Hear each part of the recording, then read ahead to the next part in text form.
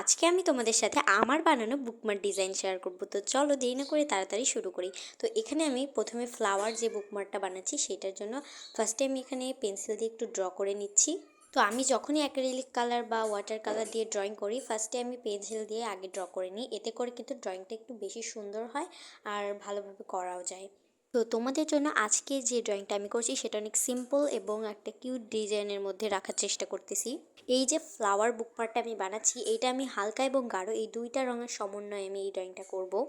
এবং তার পাশাপাশি আমি তোমাদেরকে আর একটা কথা বলতে চাচ্ছি, সেইটা হচ্ছে আমার কিন্তু সাবস্ক্রাইব 100-এর খুবই কাছে চলে আসছে। তো তাড়াতাড়ি আরেকটু সাবস্ক্রাইব করে আমার চ্যানেলে 100 সাবস্ক্রাইব কমপ্লিট করে দাও। তো এই যে দেখতে দেখতে আমাদের এই ফ্লাওয়ার বুকমার্কটা কিন্তু রেডি হয়ে গেছে। এখন চলো আমরা নেক্সট যে ড্রয়িংটা মানে বুকমার্কটা সেটা বানাই। এই ফলটা খেতে বাজে হলেও দেখতে কিন্তু অনেক কিউট। আর এই ড্রয়িংটা করাও অনেক বেশি সহজ। ফার্স্টেই তোমরা সাইড দিয়ে গাঢ় এবং মধ্যে হালকা রঙটা করে নিবে। দুইটা বুকমার্ক বানাতে আমার কিন্তু বাস্তবে 1 ঘন্টা সময় লাগছিল। যতটা তোমরা ভিডিওতে দেখো তত তাড়াতাড়ি কিন্তু আমরা তৈরি করতে পারি না।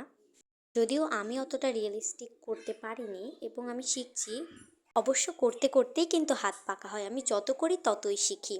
এবং তোমরা যারা যারা ড্রয়িং পছন্দ করো তারা অবশ্যই বেশি বেশি ড্রয়িং প্র্যাকটিস করবে, দেখবে খুব তাড়াতাড়ি তোমরা ড্রয়িং শিখে গেছো।